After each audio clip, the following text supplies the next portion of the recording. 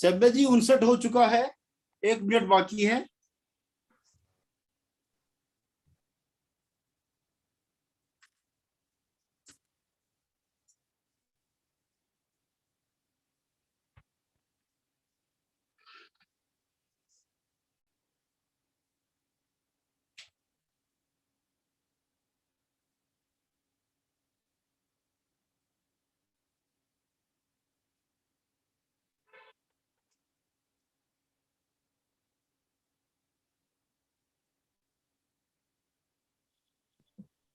अब हम स्टार्ट कर सकते हैं। We are live now.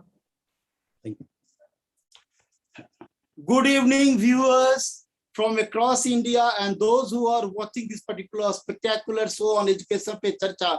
I greet all of you on this August platform Shastrartha, that is Education Pe Charcha, just equivalent to educating the nation. My dear viewers, as you people know, those who are attached to our bandwagon, all of you know that every Saturday we have this program live at 7 p.m. and on every Saturday we invite the people with a very, very special achievements to their kitty.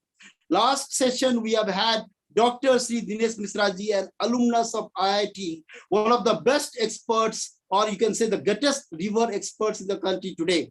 My dear viewers, today, it is going to be the 23rd session of Education Pe Charcha in collaboration with B.R. Ambedkar University of Social Science. We have a very, very special guest today, CA Shri Rajiv Singh ji, the business expert on business valuation, authority on business valuation. And I do have the privilege, divine privilege of having my association with one of the greatest human beings, apart from being one of the greatest chartered accountants in the contemporary times. Because with a sense of nostalgia, I do recall my very fond association with Shri Rajiv Singh ji since 2001 or 2, where where I had the opportunity of working with him. So basically, most importantly, I would like to say, just by way of a small incident, quoting a small incident by way of an anecdote, I recall when I was teaching ACCA, Association of Chartered Certified Accountants of Glasgow, the Indian equivalent of British Chartered Accountancy.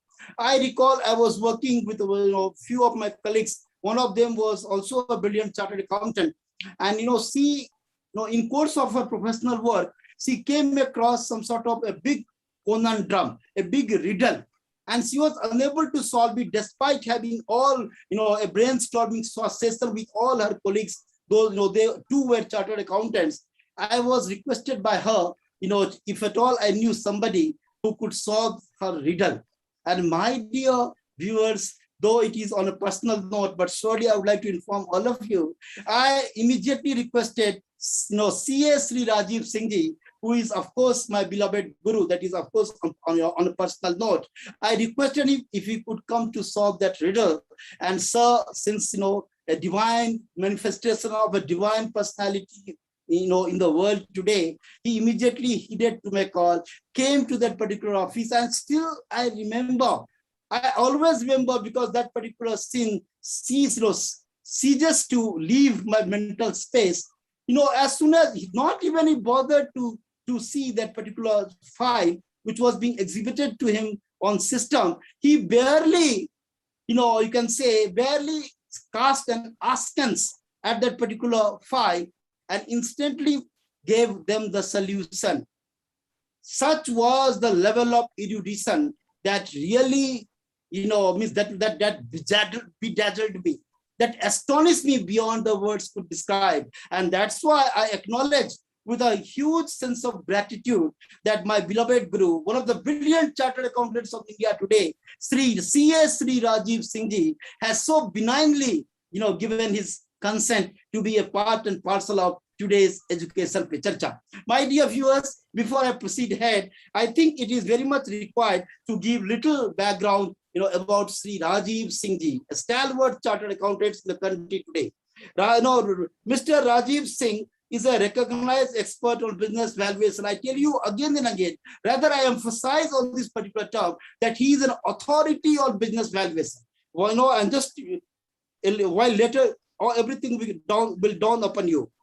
Banking, corporate affairs, corporate finance, and strategy, M&A, and restructuring, Forex risk management, and internal audit for past 25 years. He has served more than 300 valuation clients in India, USA, UK, Singapore, Hong Kong, China, Mauritius, Nepal, and Dubai, and is frequently retained in complex valuation disputes.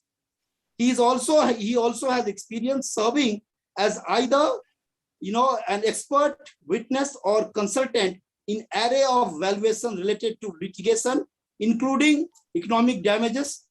CA Rajiv Singh has been retained and testified as an expert witness in India and abroad, including the London Court of International Arbitration and IT80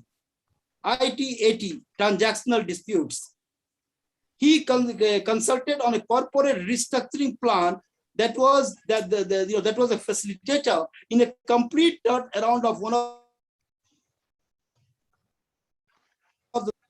Being a fellow member of Institute of Chartered Accountants of India, he served on the board of Union Bank of India from 2018 to 2021 and was the chairman of the audit committee of the board and has extensively contributed in the areas of internal controls, fraud and risk management, valuation, treasury management, and customer services practices. And and most importantly, he is the pioneer in terms of framing the courses for valuation in India. He was a technical director, a joint technical director and visiting professor of valuation and masters in business finances courses of the Institute of Chartered Accountants of India. You can well understand, as I was trying to describe him as an authority of business valuation, this particular sentence absolutely makes it clear, because Institute of Chartered Accountants of India, the accounting body of the country, has already provided the testimony to CA Rajiv Singh to frame and formulate a comprehensive course on business valuation. There lies the credibility.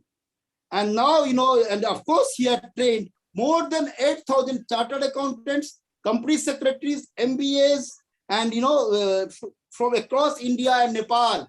So, I myself was a personal witness to his tutoring and training the CAs in Mumbai, Ahmedabad, Delhi. Of course, he often, time and time again, he undertakes a visit to Nepal to teach the chartered accountants of Nepal on business valuation, corporate finance, and so many other areas.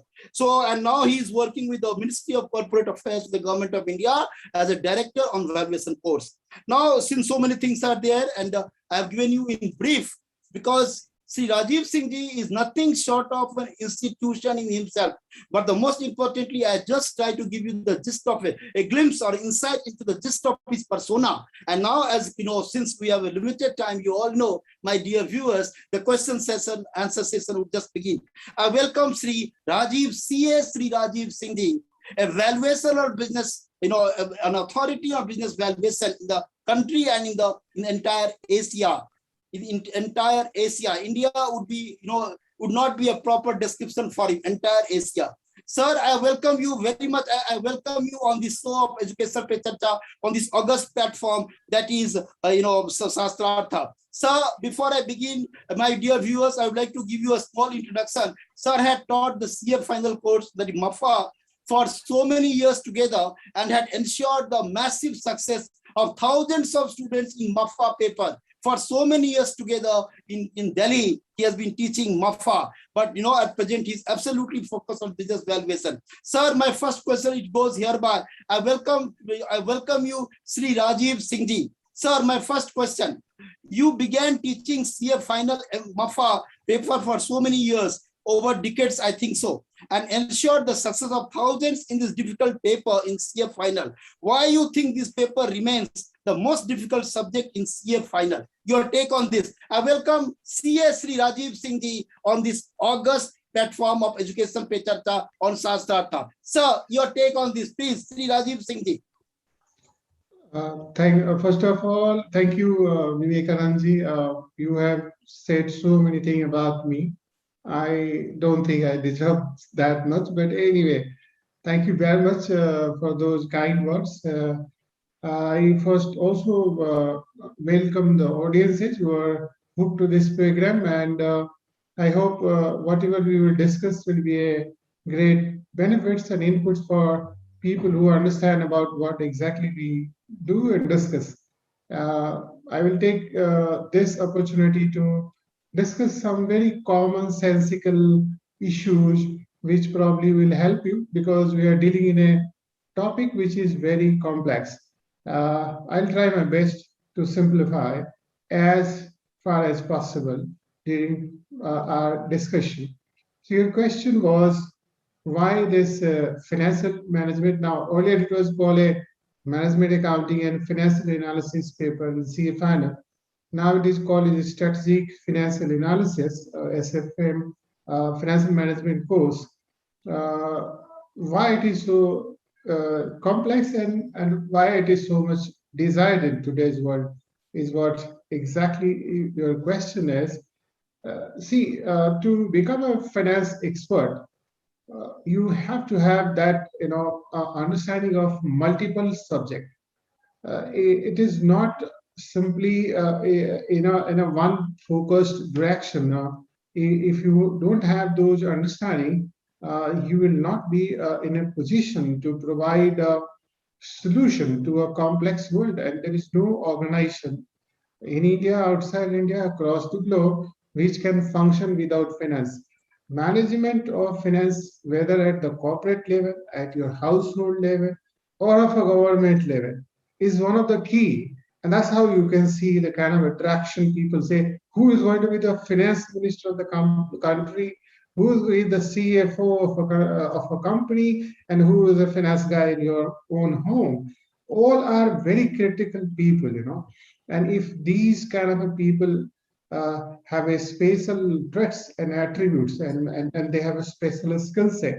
So coming to the CA syllabus, if you want to be a good finance person, so first thing you need to understand the business.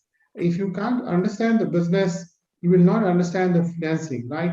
And so is the case with your understanding of a country finance minister. And that person has to understand the business of a country, because it is not only the job of a finance minister to collect taxes or collect revenues. They'll have to also ensure that the people produce income and then you can collect, right?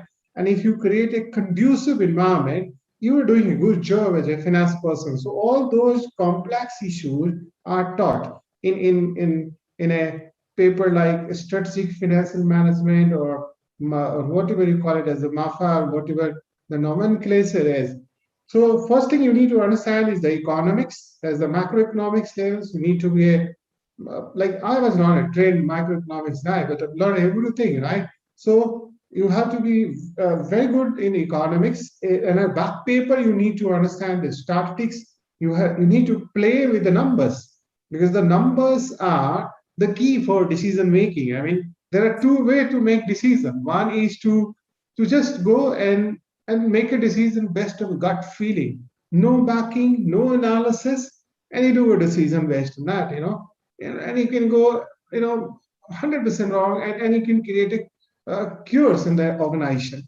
But the other way is to back your decision based on certain data, certain trends. So you need to understand statistics in a much better way, even if you're not good at, but you should be in a position to interpret it in a better way. If you are able to interpret and read those in a sense that it makes it easier for people to understand, I think your decision making quality will be much better. So the second topic is your understanding and strength in the statistics. That is the one we are pulling. A little bit of mathematics, though you can take in today's world help of, I would say, software, an Excel sheet, and there are so many other ads on. But hang on, believe me, these things will only give you the numbers, right?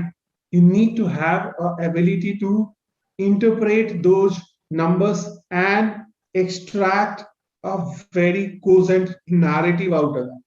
If you can do that, you are moving in a very right direction, because it is a complete a merger of numbers and the narratives, right? And if I put one more part, add to this is the truth into those numbers, how true those numbers are, because there are so many agencies involved, including chartered accountants is one of the part of that, in making sure that those numbers show something what you call is a truth, and a lack of understanding what a technical term is of financial shenanigan. I don't know how many of you have heard about that, but it's very simple. Financial shenanigan is a process, is the way where you show something which looks like to be true, but it is not true, right? So you want to show to the world as if it is, is very true, and that's what the shenanigan is,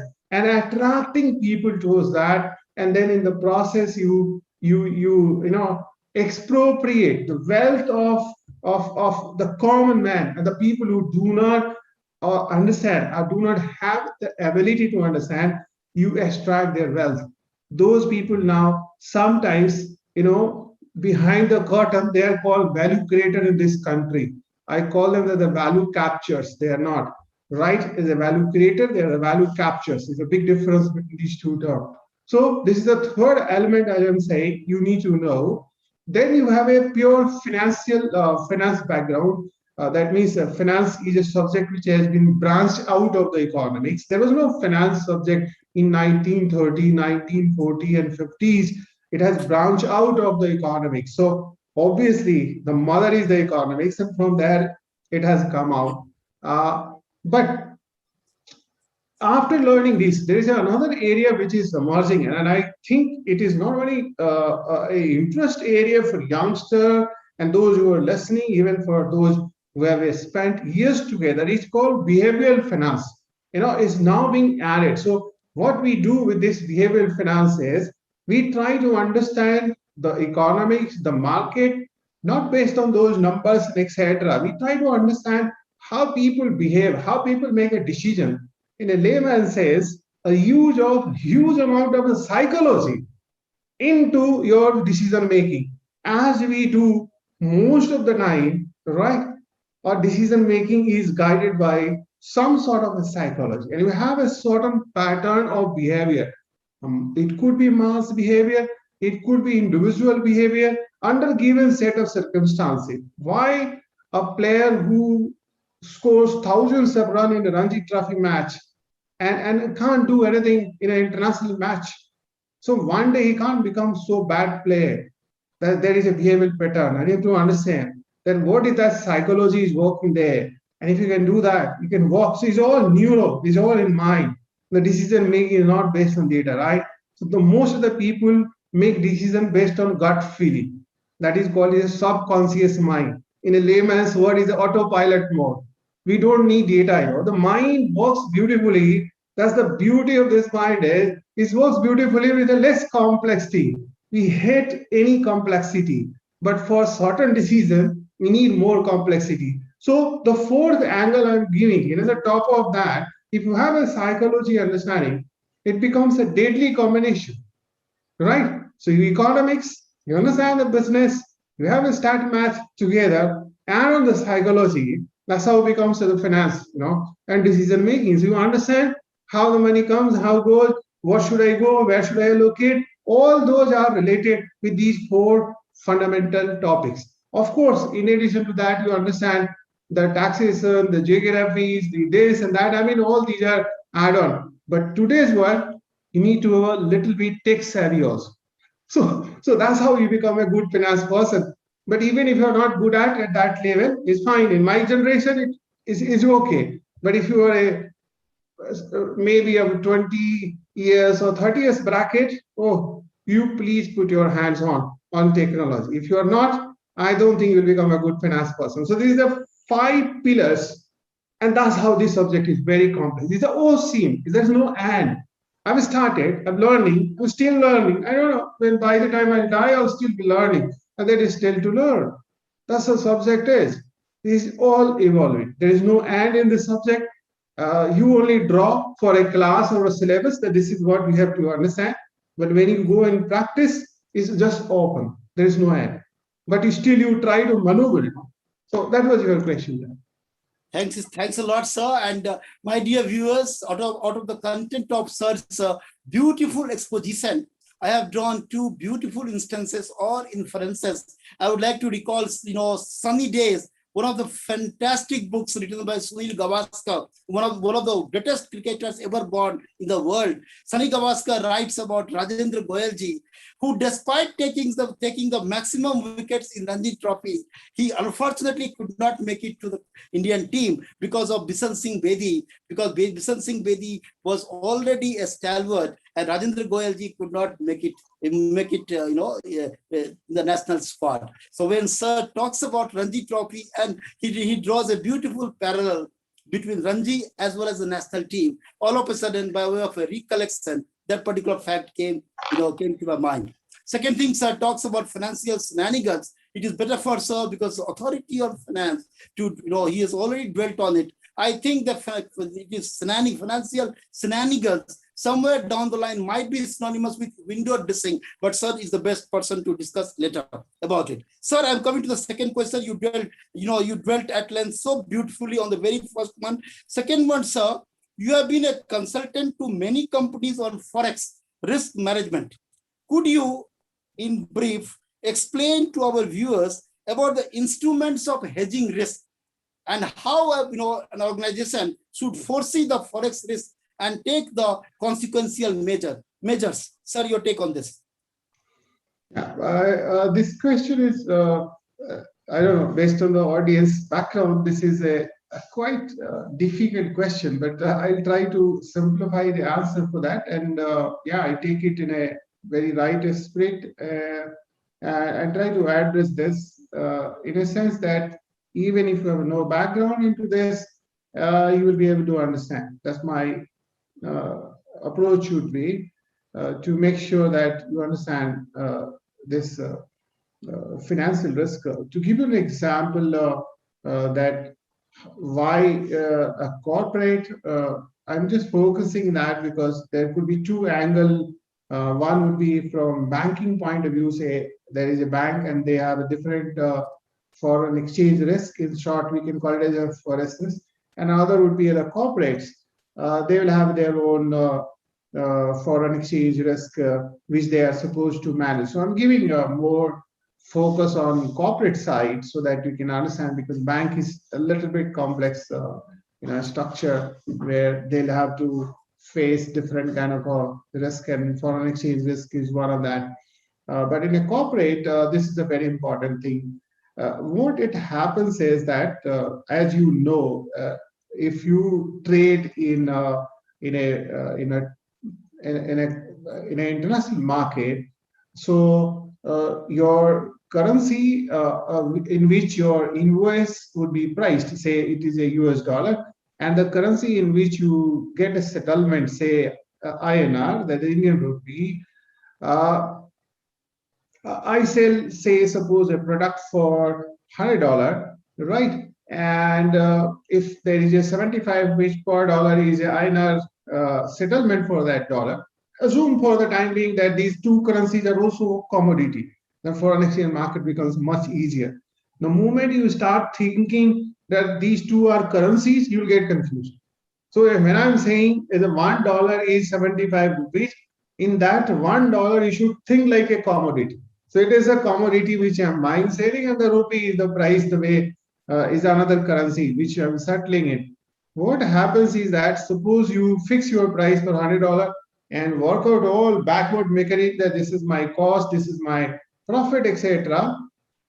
And what happens tomorrow that if this dollar versus rupee exchange rate, we call, when we convert dollar into a rupee, it is an exchange rate.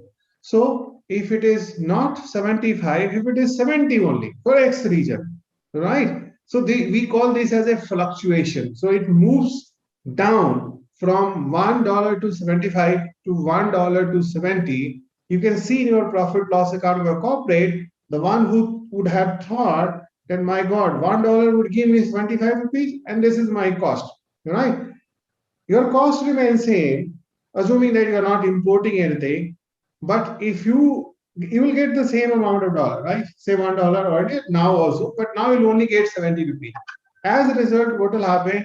Your operating margin, your overall net profit, all will fall, and there could be situation where you would be return into a loss territory. This is what we call as a foreign exchange risk. So here you are not only managing your goods and services and focusing on selling and transferring as you do in case of domestic, there is an add-on risk onto this. That is a foreign exchange risk. It could be for import business as well as for your export business. Yes, there will be very few organizations without even taking into a complexity of this foreign exchange where they have both. And you don't have to have that kind of a Nobel Prize skill set to understand. If you have an import in dollar as well as an export in dollar, so some way, your risk is automatically managed. Like if you are in a say diamond trade, you buy diamond, right, from South Africa, I suppose, and you get it, done a polishing job in Surat, and then re-export it. So you have that import in US dollar, and you also have the export in US dollar. Of course, export amount will be higher than the import amount. So the risk would be only to the extent of the differences, right? And the balance sheet thing, you don't have to go individually and to hedge it. I've just given an example. But if you are only an exporter and only an importer, the entire foreign currency risk and the risk you now understand is nothing in foreign exchange risk, is the risk of this commodity or any foreign currency. It could be dollar, it could be euro, it could be pound. What would be the exchange rate tomorrow as compared to today is my major risk. So there are various components to this. Now your question was, how do we manage it, right? Because, and what are the instruments available into this? Obviously, to manage this, we have some techniques, right, which is just internal process, and there are some products also. So I've just focused on the product part. In India, we don't have a very complex product available to manage risk. So there are basically 4 types of financial instruments available in the market, which an exporter or an importer or the one who's doing both, that means you are into the export as well as import business, can use it. So the one is your forward contract. So what it does, it does it very simple thing. So it just freezes the exchange rate today itself, what you're going to receive in future. So you remember when I started the example, $1 is 75, $1 is 70. If that happens, exporters will be crying because their receivables will be very low. So if there is some financial instrument which can help you, right, to freeze it at 75 itself, irrespective of what happens to the spot market exchange rate on that day, that is a financial forward contract. So this is one type of a derivatives instrument available in this country, allowed by Reserve Bank of India. And this is roughly, if I rely on a lot of database agencies who are involved in this, 95% of the hedging exercise is used with one instrument in India. That is called a forward contract, right? So that's the one hedging. Simple. It requires your no upfront payment, just a contract booking and a contract, of course, and then freezing the exchange rate for tomorrow. The only trouble with this is that it can't be traded. It is just between two. It's like an over-the-counter product. So between Vivekanand and the Rajiv Singh, there's only 2 people there. They enter into the contract and the satellite. A parallel to this is another product where your exchange rate again will be frozen today itself for future settlement date, right? So you suppose you sell a product where your money is going to come 90 days down the line, and you will be worried that what will be the exchange rate, then I'm not sure. How do I freeze it? So you have a forward contract, we can freeze it. And you have a currency future contract, which has got all similarity of a forward contract. The only difference is that this is a tradable product. So this gets traded on the stock exchange. Like, you have that ready-made garments, and then you have a tailor-made garment. So if I go in the ready-made garment, I'll have to fit myself into the garment, right? And if I go to a tailor, the tailor will fit according to my size of the body. That's the only difference between these two products. The objective are same. And because this is the key difference, so there will be an operational difference. And I'm not discussing here on this platform because it becomes too complex. So you have a forward contract, you have a currency future contract. Both are same objective, operational differences. One is a exchange traded, that is a currency future. That means there everything is standardized. So product size, product expiry date, everything is frozen. You have to buy it as it is. Here in forward contract, you do it as per your own design. So if you want for $150, the contract is available. If you want for $175, the contract is available. There, market says no, I will only sell in multiples of 100 only. That's how the difference is. But what this thing does it is that it reduces the chances of adverse exchange movements, right? When I say adverse exchange rate movement, it will be different for exporter, it will be different for importer. For instance, in case of exporter, if the dollar versus rupee, if we can focus, if rupee is more, that means if you get rather than for $1.75, if you get 80 rupees, it is good for the exporter. See, if that happens, you can say in two ways that that dollar is, that is a commodity is appreciating or has gone on premium, or you can say reverse, which generally we don't talk, that the rupee has depreciated, right? So it's good for the exporter. Why? Because earlier they were getting $1 and they were getting 75 rupees. Now $1 they will get 80 rupees. But this is exactly reverse or opposite to the importer. Importer now will be buying dollar for 80 rupees, is worse for them. So it is a big, and don't forget, India is a net importer country because of your oil thing. The rest of the thing, that's how people say push export.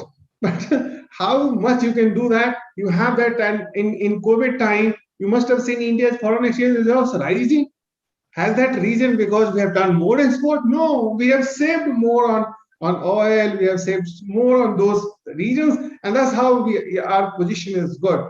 So what I'm saying, forward contract or currency future will only help you in managing your adverse exchange rate movement, right? So therefore, if you're an exporter and if you are targeting $1 for 75 rupees, if tomorrow if it is 70 rupees, you will feel very happy, right? But you will feel very bad if it is 80 rupees. This is called upside potential. So all these products, these two which I talked about, they will help you from downside movement for an exporter, upside movement for an importer, right? It will protect you, but it will take you away from you. It will take you away what the opportunities. And what are those opportunities? That for an exporter, dollar can move from 75 to 80 or 85. You can't tomorrow claim that, oh my God, you asked me to book a contract and I booked it. Now it is 85. If I would not have booked this, my realization would have been 85. But then it will be treated as a betting, right? This will be treated as a gamble. This will be treated as an unhedged position, we call it. Hedged means guarding against risk. So risk is this. These two products only help you in protecting from adverse exchange rate movement. So I explain you adverse exchange rate movement for exporter is what, for importer is what. But there are people say, can we now do one thing? When the exchange rate moves in an adverse manner to me, I should be protected. And at the same time, if it moves favorable, I also take some advantage of this. Can we do that? Is that the possibility? The answer is yes. You can do that. And for that, you have another type of product, and that is called as a currency option. So as the name suggests, is an option. So when you have an option, that means you have the right. So you have the right to exercise. Now, what is that right to exercise? You have to just freeze the exchange rate. Let's say $1 for 80 rupees, right? As an exporter. Tomorrow, you enter into the contract, but for this you need to pay premium because you are now taking cake and cherry. What is the cake and cherry? The cake is that you have protected from the from adverse movement, and you also want to take advantage of favorable movement. So what do you do then? In that case, you have to pay something. So it's like insurance product. You have to first pay premium, right? In forward contract, in currency future contract, you are not supposed to pay any premium. Of course, their mechanism is different. Whatever you pay in currency future is a security deposit, right? And settlement happens. So I'm not going into detail in operational part. In option, you are going to get protected from adverse movement. At the same time, you are allowed to take full advantage of favorable movement. So how it happens? Suppose $1, 80 rupees I have frozen, and I paid 2 rupees premium for that. So if it is, say, closing rate after 90 days is just 75 rupees, I will go and ask the other counterparty that give me 80 rupees because you have said to, and then I'll go and get 80 rupees, right? 2 rupees will be deducted because you have already paid as a premium. See, your 78 rupees is frozen if you are an exporter, right? You expend 2 rupees as a premium, you have frozen 78 rupees minimum. The downside is frozen. Now, what is the upside? Upside is unlimited. How and why? Two questions. So suppose tomorrow it closes at 95 rupees. Then, since it is the right available as a hedger, you have used the product. That means you bought the option contract, so you have the right, and you have paid the premium. So you go and exercise and say, thank you very much. I'm not exercising. In this case, I'm abandoning the contract. You are allowed. Because that's the right. There is no obligation into the contract. You can get out of the contract and go and sell in the market for 95 rupees. So option contracts gives you protection. At the same time, it gives you advantages if the market moves, available for exporter, available for importer. The last product I'll discuss, in fact, there are a lot of mixed product also, but there are the 4 major types of instrument. The 4th one is a currency swap. How it will look like, just suppose if I am an Indian corporate and go and borrow from Japan, Japanese currency, where interest rate is very low, all of us are aware, right? I'll be having then 2 sort of risk. One, it will be a risk of foreign exchange.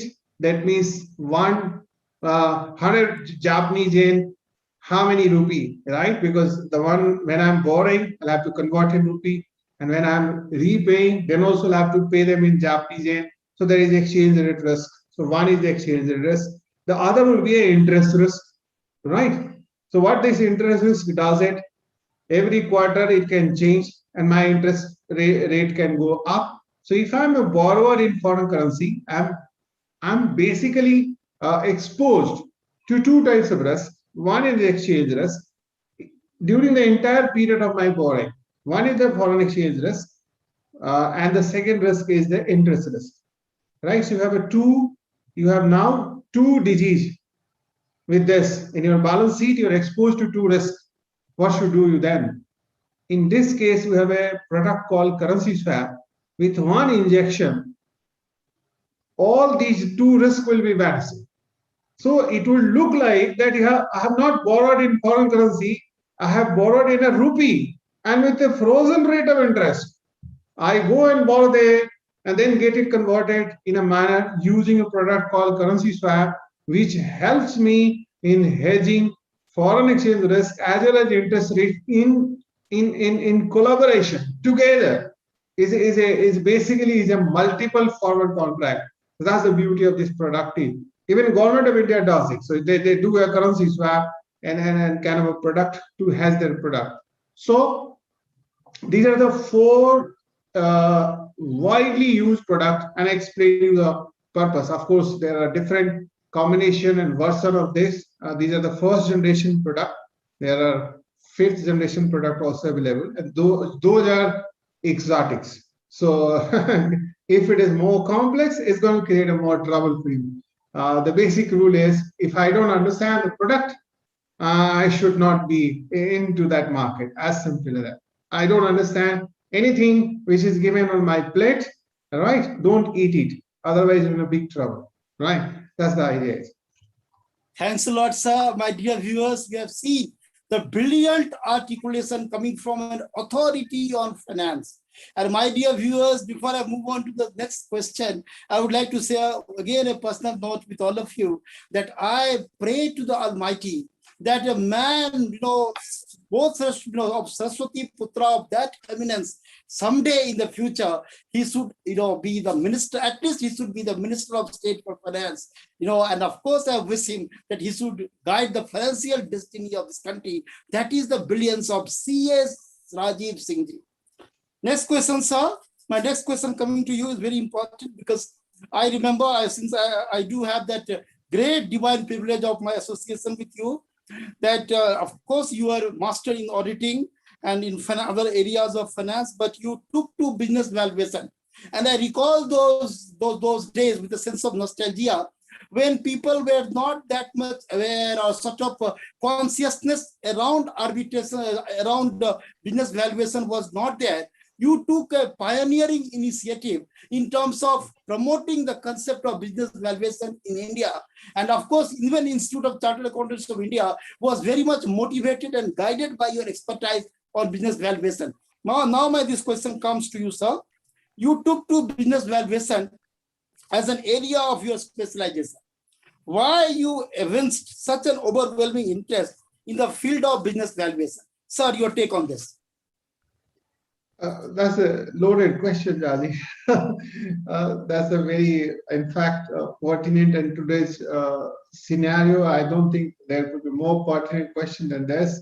Especially, I'm lucky that if you ask me what was a reason of attraction, it was a personal issue because I have, in my life, I have once prepared, you know me very well, once prepared a CV for a job in a valuation area in a Big Four, and they thrashed it, because they said that you're not from Sri Ram College, which my junior Shweta is, if she is listening me, and I've taught a lot of them from there. And you're not a rank holder, so I was an average student. So I then decided, my God, if this be the case, then I'll have to do this. That was the time then. But of course, if you ask me, I was a bit lucky. It was a hit and trial during my initial or formative days. I never thought that I'll be focusing more. But the more I started working in this area, I realized that this is something which I wanted. It just came out with the exploration of so many subjects. And the question is why it interests me a lot, because where do you get on daily basis to understand different types of businesses? You meet with the promoters, you understand their design, and now I'm a bit of an activist, though I'm not talking more on public platform right now. Maybe I'll decide to, like your education for Charcha, there could be a valuation for Charcha, and of course, in association with you also, for choosing this topic, let me congratulate you, because I'll give you one example why it attracts. Look at that, what has happened in case of your Paytm IPO. How many Indian investors they have been cheated through this process? I'm not blaming either what we do have and what we do not, and what should be or should not. But the question is, the audience is, after a long time, they started coming to the capital market. They need to be protected. They need to be educated. And what people miss is they have absolutely no idea how valuation is done, right? And they do not even understand the business also. Can you believe where somebody in the prospectus, a prospectus is nothing, when you sell a product, is like a product profile, that this is my company, this is what I've done it. So the technical name is red herring prospectus. You must have seen that. A management is saying that, oh, I have not made any profit in past, and I do not know that in future when the profit is going to come. Okay, and still you are valuing.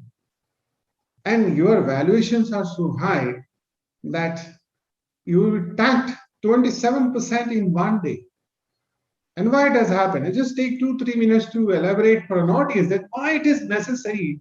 Because we can't, destroy others. You do one wrong and you're blocking the way of so many other people who are in the queue, and probably there are more diligence, there are more understanding. So what happens again? Behavioral finance functions here. The Paytm is more well-known company, and why it has become well-known? Because of the advertisement, the popular in the market, and all kind of these are called advertisement expense and the marketing expense, right?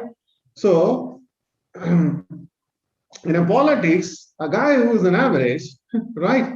You advertise and make him like a superstar, right? And when it comes to the delivery, you will find nothing, because you know that in corporate world it's all common today. In my understanding, the politics is driven by economics, and economics is driven by the politics. So it's both way. It's reversible reaction, So what is happening is that these tech companies, with all due respect to them, most of them have no understanding of the businesses, right? What they pick it up, you see what has happened to Paytm in 2010 from where they started, where they have reached today. If you track those whole, and I'll give you some facts which will be really revealing. One of the most important contribution of this Modi government, it has so far not been advertised though, is that the digital transaction has gone up tremendously. So can you believe, Rajiv, what was 1.6 billion transactions in 2017? I'm talking in terms of number of transactions.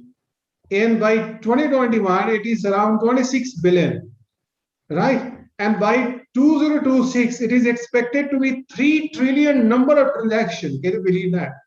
And then you talk only, even if government of India earns 1 rupee per transaction, you can imagine the kind of money we're going to go and get out. So you will be going to get in trillions. That's fine. So there is a problem of called micro versus macro numbers. So all these tech companies only focus on macro numbers.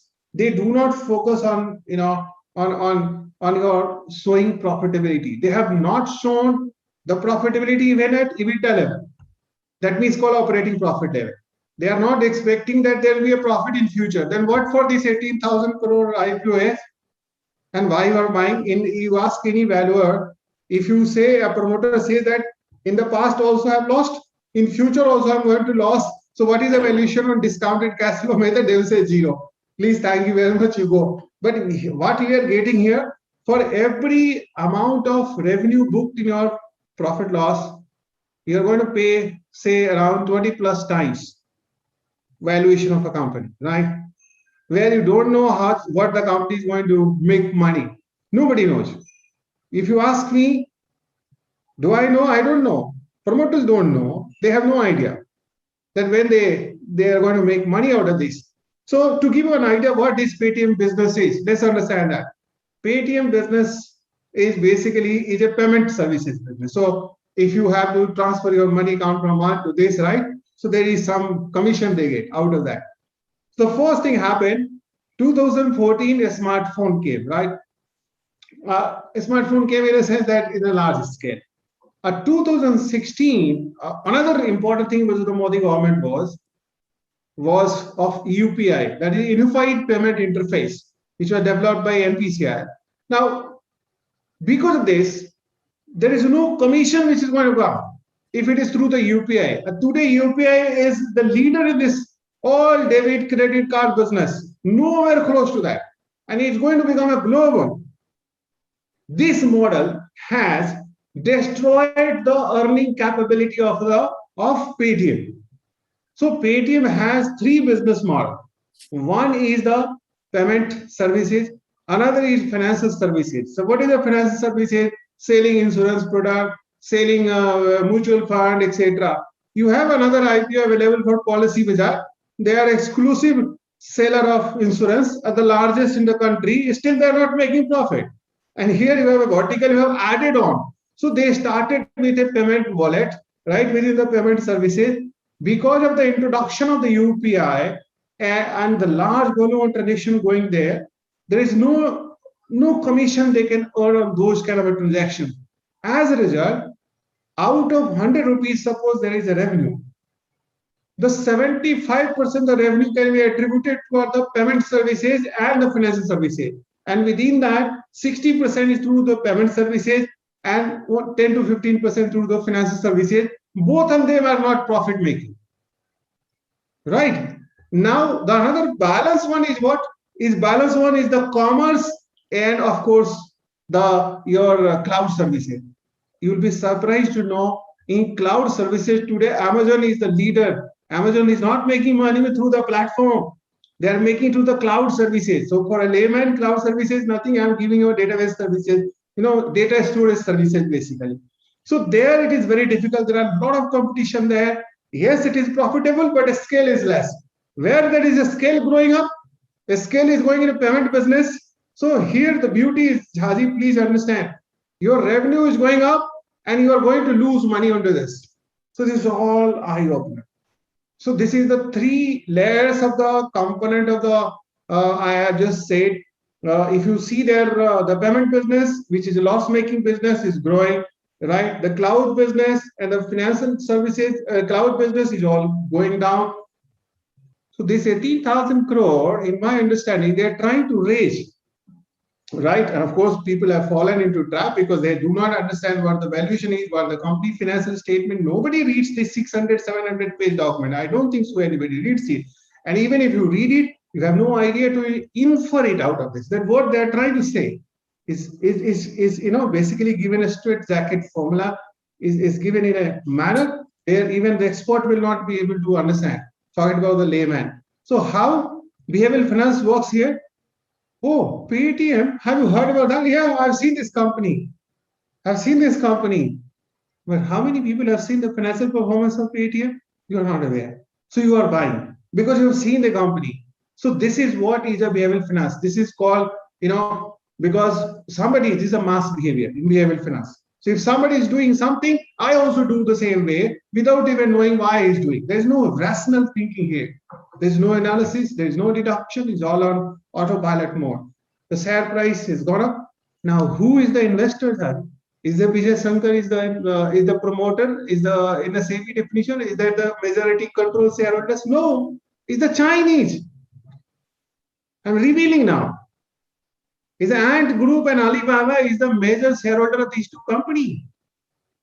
And they have cheated 18,000 crore rupees they have raised and they will try with a new business.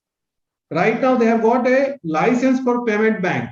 Now payment bank, what they can do, they can raise the deposit, they can open the current account. You can imagine they are competing with bank, our poor public sector bank. Those who have done this job, these guys are collecting deposit. Right? How safe your deposit is, you can make out. If those numbers goes into financial, there are a lot of restrictions, and these guys are expecting to the small finance bank also license their expectation. What is the positive thing? Let me tell you. And before you focus too much on a positive and forget about the negative is, you do not try to understand how the future is going to unfold. And that's how the promoters are very clear. They have said so.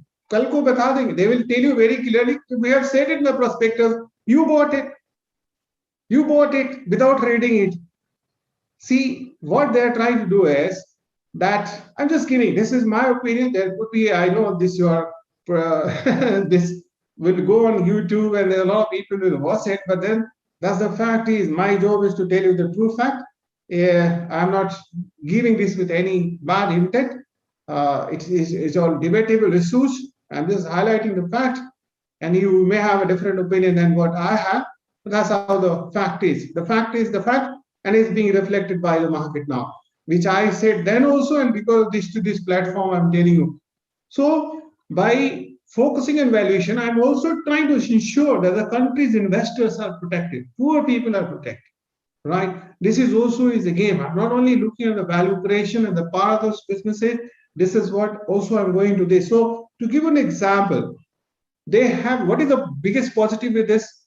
Because they were the first movers into this, they have got 333 million number of customers. right? And roughly 21 million customers as a merchant.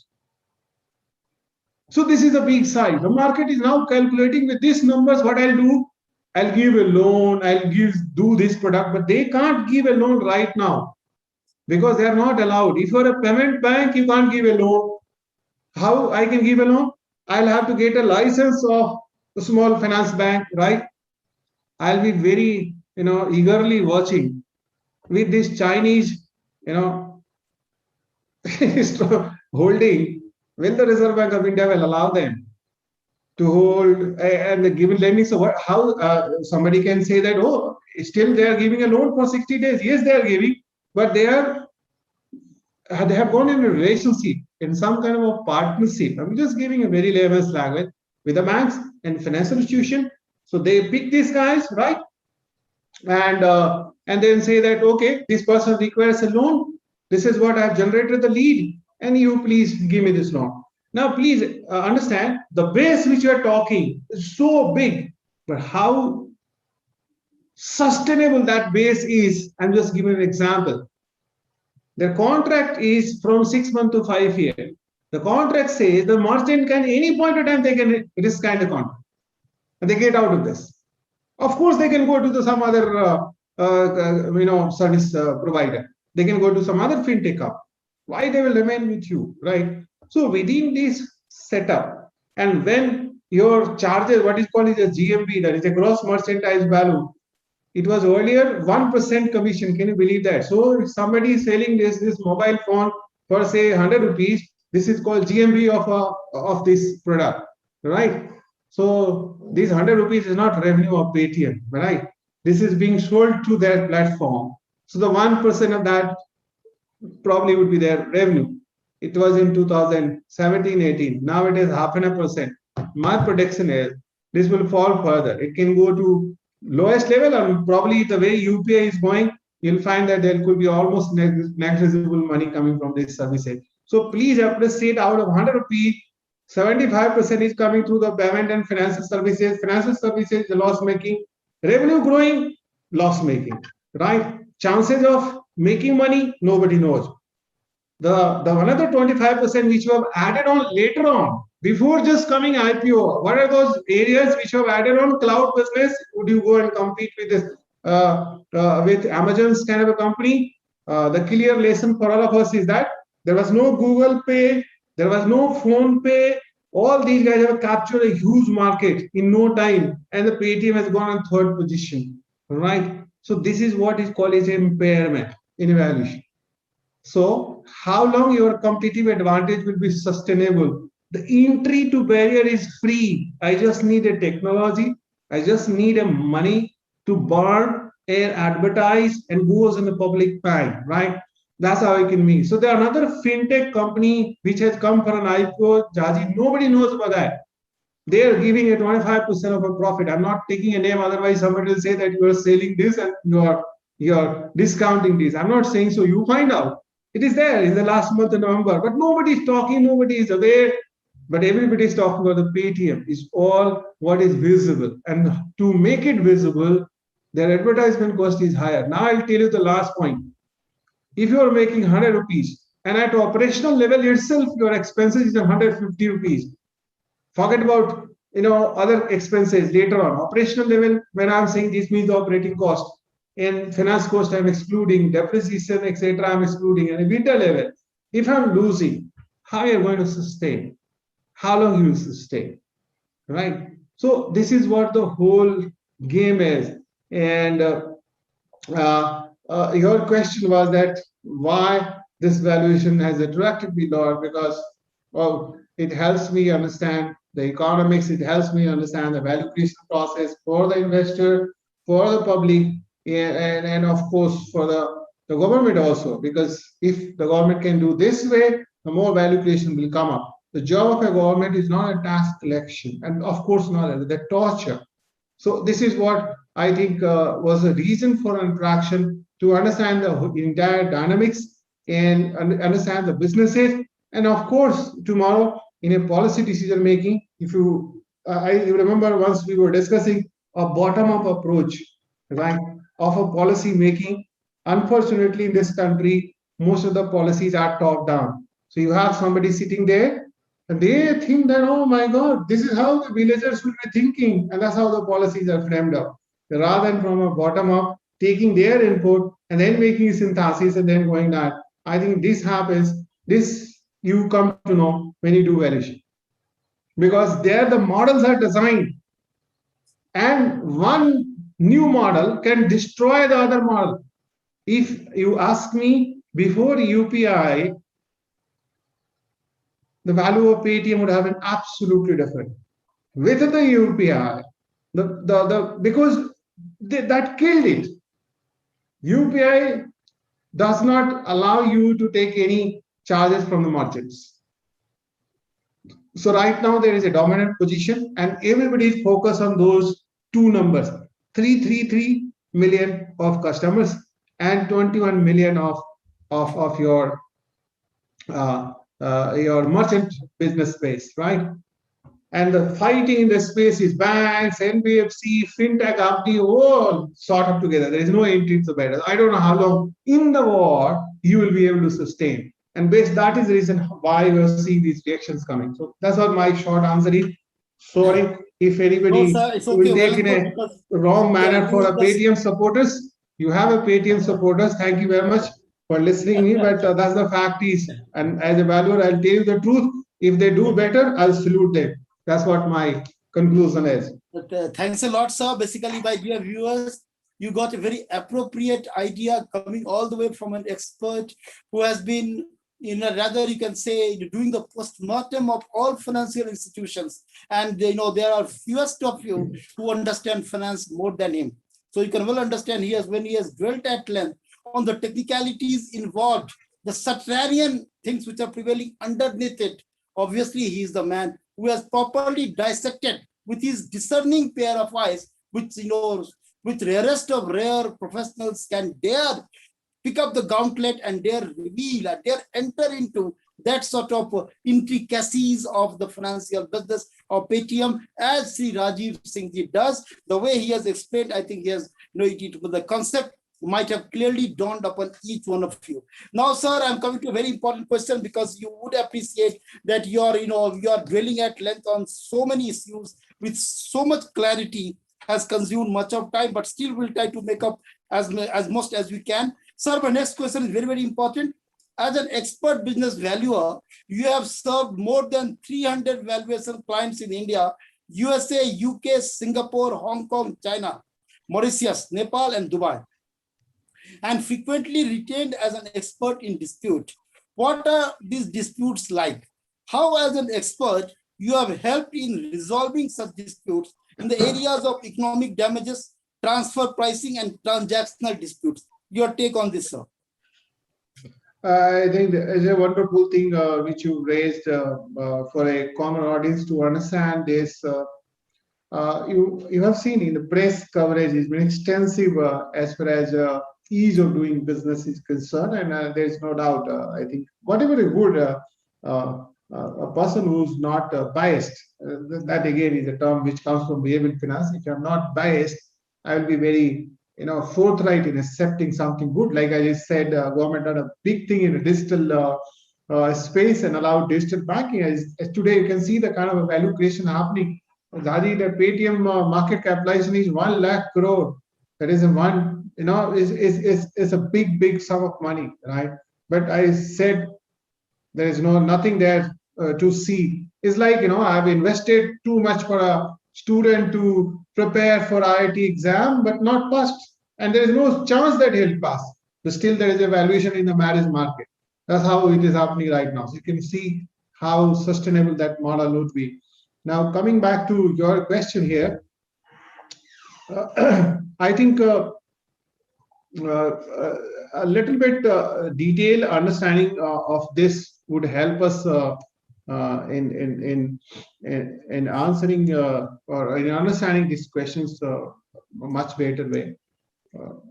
The point is, how do we address the valuation issues?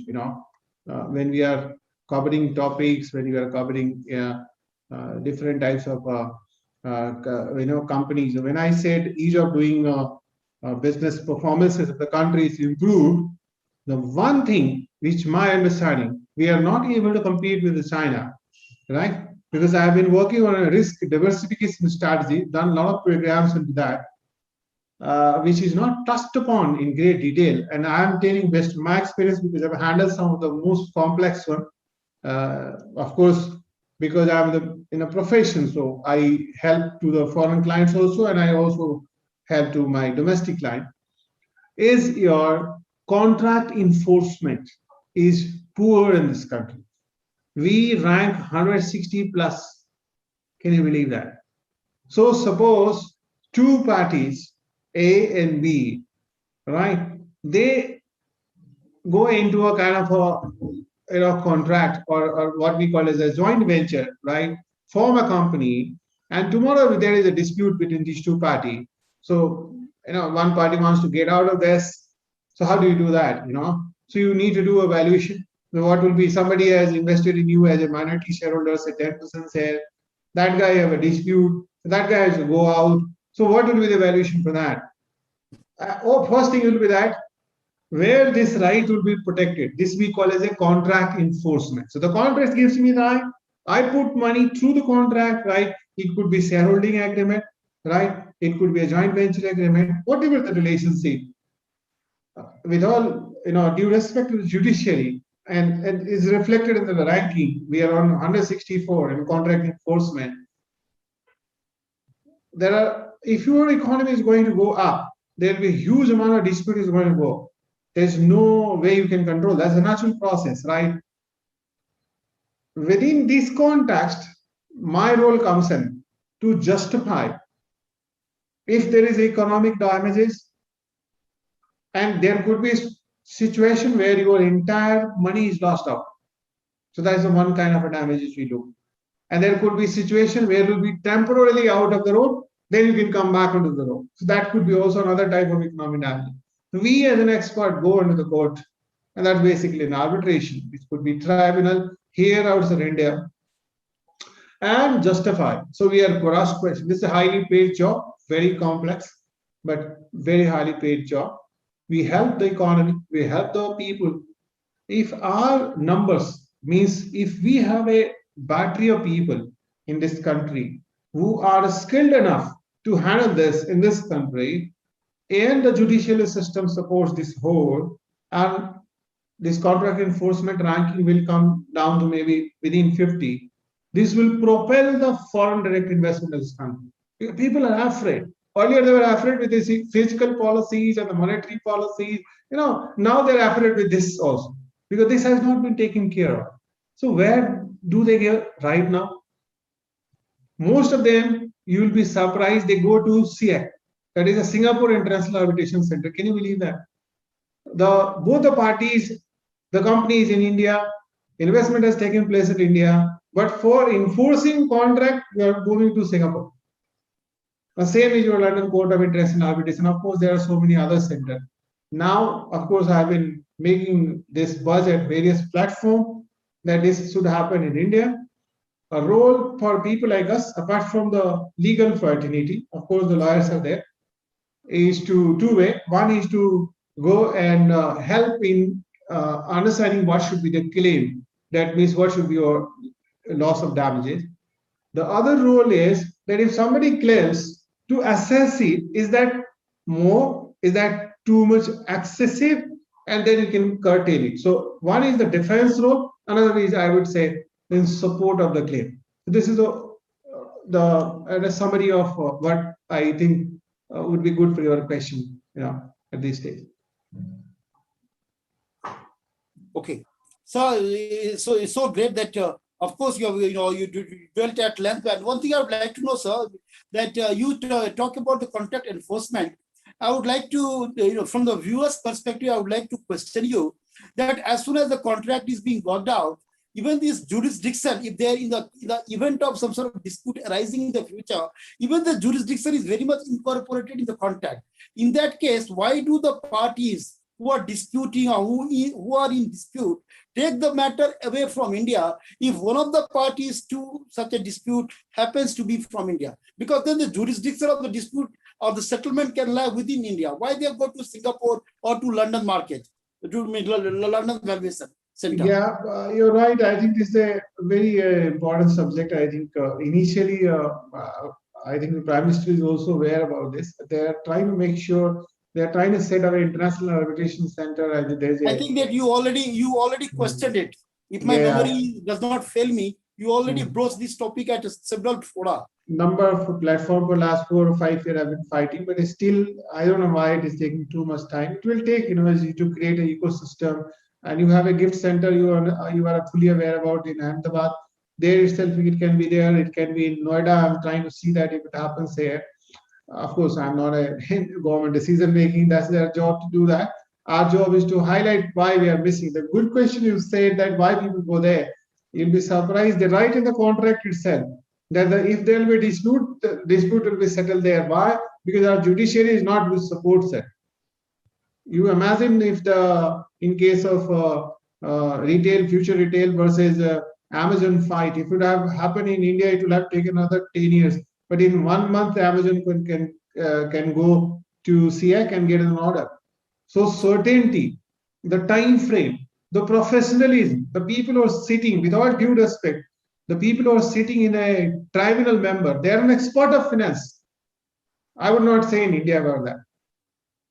In America, you have people sitting in the jury who would be, super duper expert in their area. Those people can take faster decisions. The guy who has seen all along criminal, all kind of a law, those people, if you ask them to handle a matter of a commercial nature, I'm sorry, you're not going to give a judgment in time. And that's the reason why people say, if you put a restrictive clause that, oh, you can't have this in the clause, you will not find any money coming to the India. So that's a big hurdle. You create all roads, infrastructure, aeroplane, all thing you can create, top class 5G technology of a digital thing. But if your judiciary is not supporting, a contract information enforcement is not improved, you will not be achieving your true potential, right? Because that's how the world looks at that. Where should I do? Create a new Singapore, you create a new London here. That's how you will be able to achieve the world. Thanks a lot, sir. And in fact, of course, this is a sort of lacuna you very unambiguously pointed out for the government and for the judiciary to mend this particular fence, because this is absolutely a gray area where judiciary must step in, try to bend it, because unnecessarily we are losing revenue.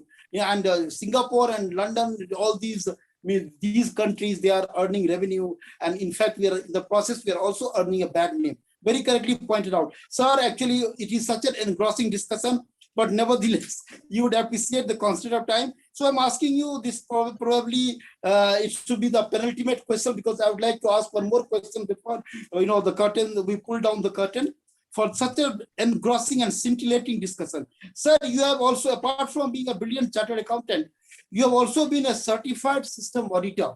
I have seen the very few chartered accountants do possess this specialized technical degree or certificate. So could you please explain to our viewers the overall importance of a system auditor in the context of Indian audit scenario? Your take on this, sir. Yeah, I think if you ask me, before venturing into the valuation, 2001, I qualified this examination conducted by ISACA USA on system audit. And it was natural to me as the valuation was, because of the science element, right? The logical part and other thing. And I thought it would be good. I did a lot of work for a number of public sector banks in the system audit part. And of course, even today I do it, but not at that level, what I was doing in 2001, etc. So how it is helping and why it was important is in today's environment, the business models are changing very fast, right? And the brick and mortar kind of businesses are not, you will find they will be obsolete over a period with a technology-driven businesses. And once this business goes on a technology platform, a different kind of risk, a different kind of control measures would be required as compared to a normal, the business which we have seen and we've been witness to. So if you do not have the understanding of the system controls, I think you're going to get a big surprise. And it's not only about interruption, it's also there could be hacking, there could be a delay in providing services, your customers will be dissatisfied. So extensive use of technology is very good because it's give you standardized, processes at the result. But at the end of the day, it exposes you to a different kind of risk, which is not there in the manual system. And therefore, you need to have a different, control features and management to make your operational very sustainable. So I think, in my understanding, if you have understanding of a system and auditor, you may not be a CISA or CISM. There are a number of degrees which are awarded by certification courses are run by ISACA, but you have to have those skill set to understand that this business model is cannot create trouble for me tomorrow. So before you go for assigning value to that, you need to understand the system within and how it functions, what is the technology you're using, and what are the chances somebody will expose you and your business will remain sustainable. So there are multiple factors into this. Thanks a lot, sir. And I'm coming to the last question, although I have written so many questions, but because of constraint of time, sir, you would appreciate it. And you have been so very, emphatic in terms of exposing all these, the very, very important financial theories and financial doctrine. Obviously, it would have enlightened our viewers on so many specific issues with tremendous sense of clarity that has been the value add to our audience today and our viewers who will eventually watch this particular proceeding. Sir, this is a very, very important question because I have been knowing you so very intimately. I have seen the brilliance of yours. You are the pioneer in terms of developing the business standard of Institute of Chartered Accountants of India and Institute of Company Secretaries of India in 2010.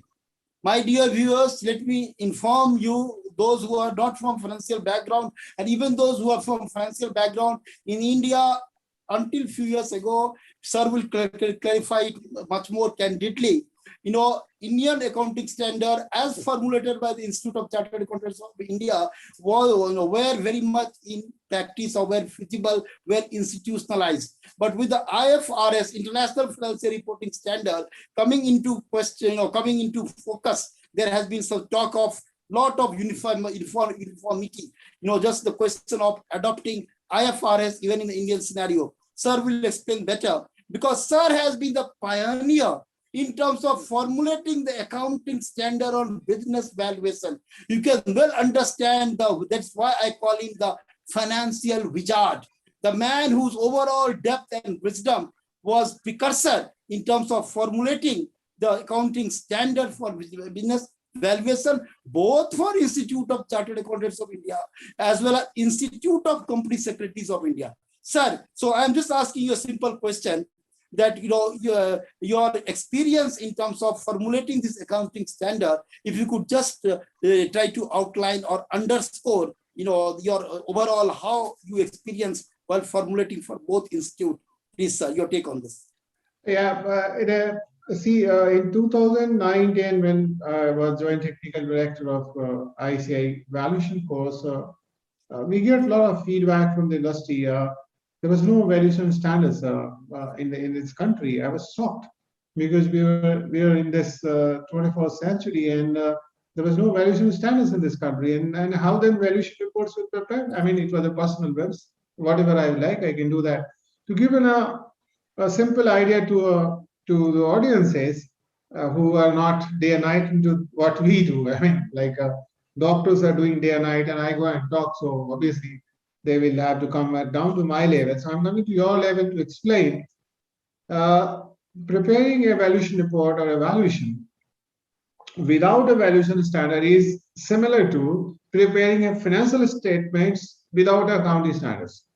So if there is no accounting standards, what will be reliability, uniformity, consistency, credibility? All these will be exposed because each chartered accountant then can tomorrow say, this accounting should be done this way.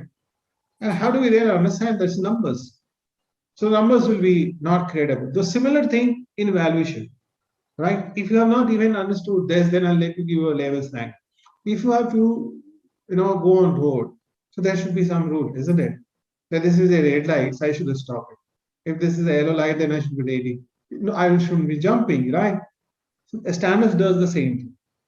Gives you no framework. Within that, we have to walk. And if it is not there, what I'll do? Sometimes on the road, sometimes off the road, so I can cross the people, and just roam around. So without any standards, you can't do that. So we took an opportunity and then framed it. Now, of course, down the line, 10 years, it took a long time, and the Institute of Chartered Accountants of India is now no more, is the only authority. Now different IBBI is the authority which is now looking into the valuation area. And now most of them in India are following international valuation standards that is developed by IBASC.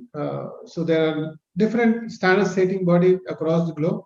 Out of that, the international standard is the one which is IBASC. But then framework is this. The idea was to develop something to discipline people. And I've used it in a lot of litigation settings. So suppose I'll have to see that some doctors have done a good job. So what I'll do that, I'll go to the medical procedures and the way particular disease has to be handled, the way particular client has to, there is a certain SOP. Am I right?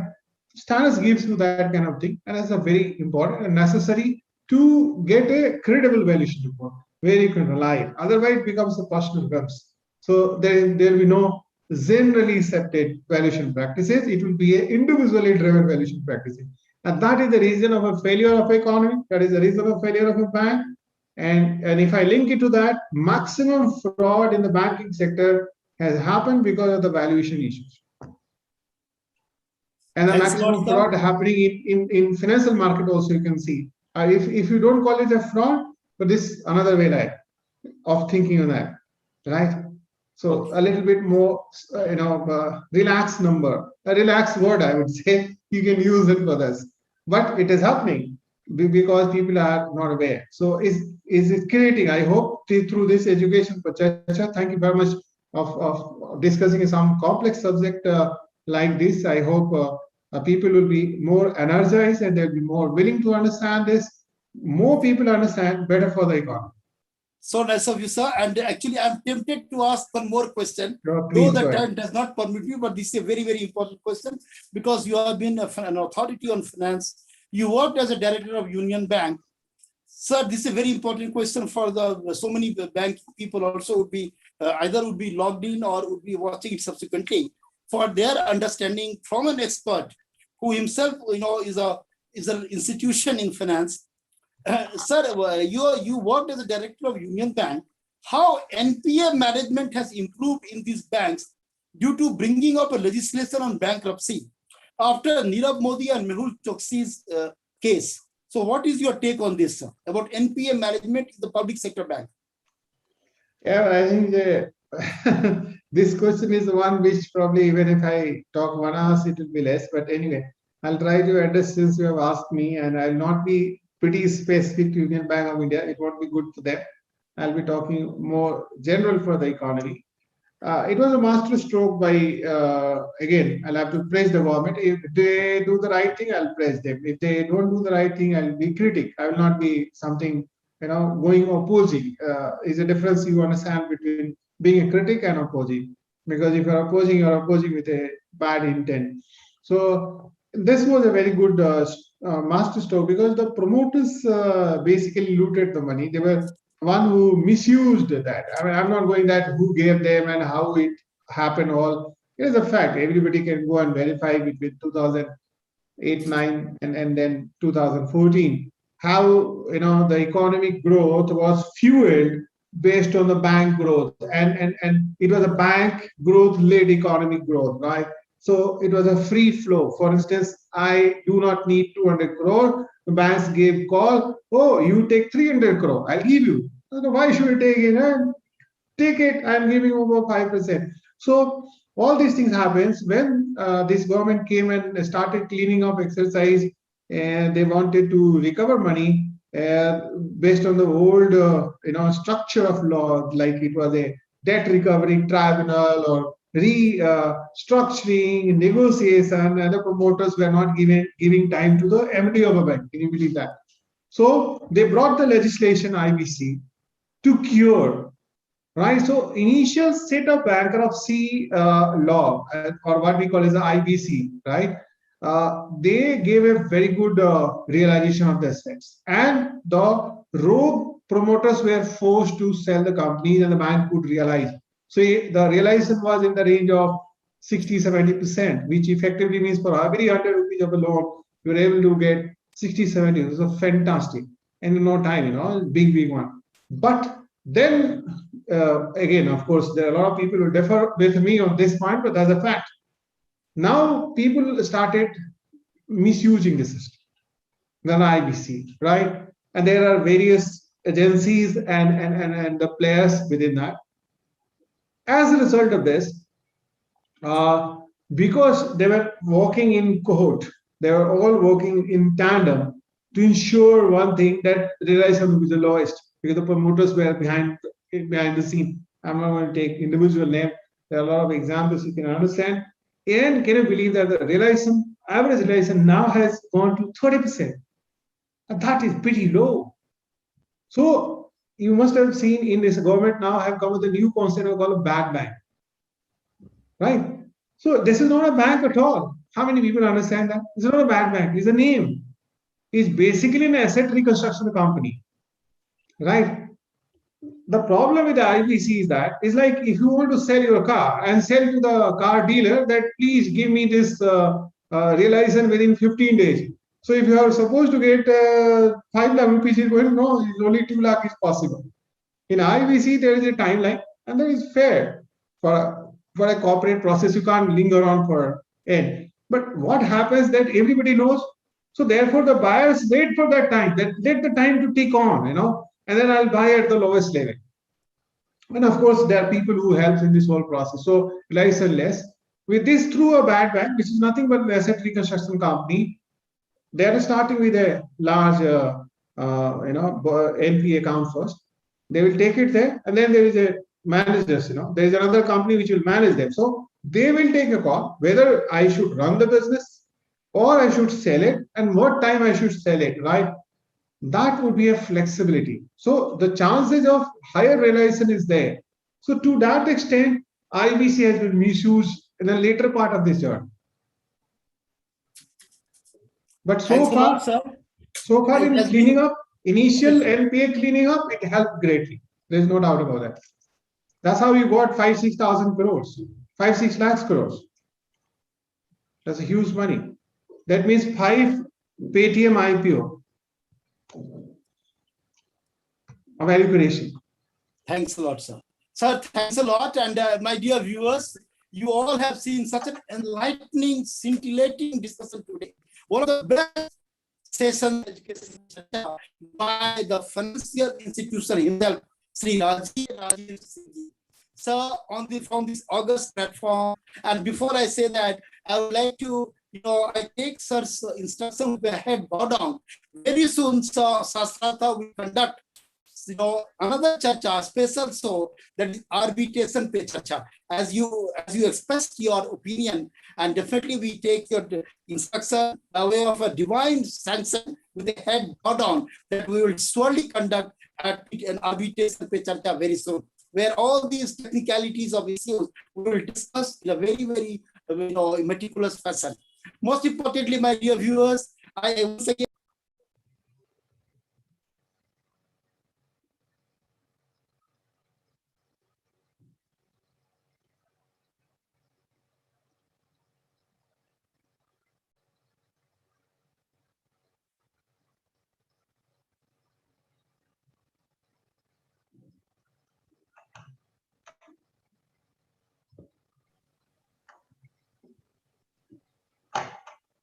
hello. Yeah, you're on. Yes, my voice is audible now.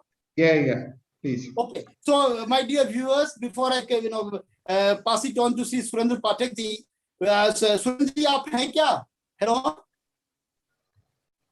आज नहीं है. अच्छा, कोई बात नहीं. तो my dear viewers, because it was a very, very technical discussion, and all you all would appreciate. It was really a very, very beneficial discussion from Education Pe Charcha with the institute.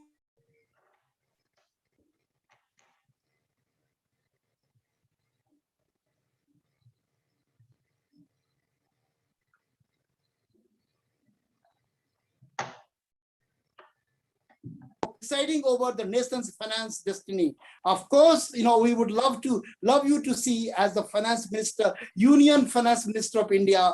And I recall Sri Rameswar Thakur, CA Rameswar Thakur, who is no more with us. And let me inform you that CA Rajiv Singh ji, in his initial years of his career, he had served with Rameswar, in the capacity of a partner with Rameswar Thakur and company in Delhi. So obviously, Sri Rameswar Thakur went on to become the Minister of State for Finance. Of course, Sri Rajiv Singh ji, being an institution in himself, will definitely rise someday to guide the nation's finance, to guide the destiny of nation's finance. So I wish you from the very bottom of my heart, from the very core of my heart. My dear viewers, in the next session, we have got Dr. Raman Jhaji. He is a Vice Chancellor of MIT University. He is going to grace and bless our Education Pe Charcha on 27th of November, that is next Saturday. My dear viewers, once again, with a folded hand, I really, offer my obeisance to my guru, one of the brilliant chartered accountants in the contemporary times, and ever the Institute of Chartered Accountants of India will pride upon his overall achievements, because I have seen him from the very close angle, how Institute of Chartered Accountants of India, Institute of Company Secretaries of India, many IIMs today, Indian Institute of Management Bangalore, Indian Institute of Management Ahmedabad, all these institutes have been benefiting from his overall erudition, because he teaches them, the students from IIM, they take to internship under his guidance, that, for learning the technique, and on the importance of business valuation. This is overall achievement. Sir, are you listening me? Are you there? Yeah, I'm there.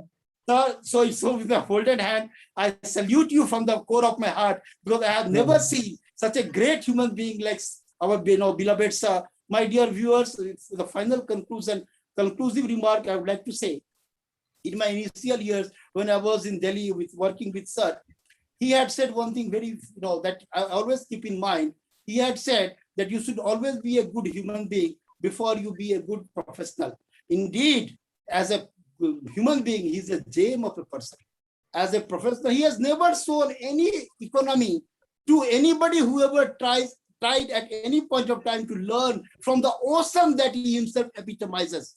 Never been scrupulous, never been economical in terms of, dishing out whatever and whoever had sought from him. That is the beauty of CA Sri Rajiv Singh ji, my beloved guru. And definitely, sir, we will conduct very soon that is Arbitration Pe Charcha under a separate month. With these words, sir, I just part ways with you. Of course, we'll meet again in Delhi on 30th November. Thanks a lot. Thanks, Surendra. Pathak ji is not there. Otherwise, he would have translated into Hindi also. But since he is not there, maybe Sabya ji is there, but she may not be that competent in terms of understanding the technicalities of CA, that are finance, that sir had dwelt at length. Thank you to all my viewers. With these kind words to sir, I return you back again to meet you on next Saturday at the same time, 7 p.m. live. Okay. Thank you, Jhaji. Thank you, the entire CHARCHA Education Pe Charcha team. You organize and is picking up very fast. All the audiences who have joined today and taken time off from their busy schedule. From bottom of my heart, I would say thank you very much for there for 1.5 hours. I think we've exceeded time. My one request is that I'll introduce to a doctor. He's just 36 years of age, 20 patents is his name, and he's an eye surgeon, and he's a stand-up comedian also. So, and a big startup I'm helping him. So you have that one educational CHARCHA with him at some point in time, so that he can encourage people. I'll introduce you to him, and it's better. I think we have a plan which I think, of course, I'll discuss with you that in every district, if you can create one startup locally by hand-holding them in creating organization, I think that will be the way we can address the employment issues of this country. Right now, education is more tilted towards creating people who are job seekers, and not towards the one who can create. So you need to change the mindset of, again, bottom up, not top down. Thank you very much. So, sir, we'll follow your advice. Let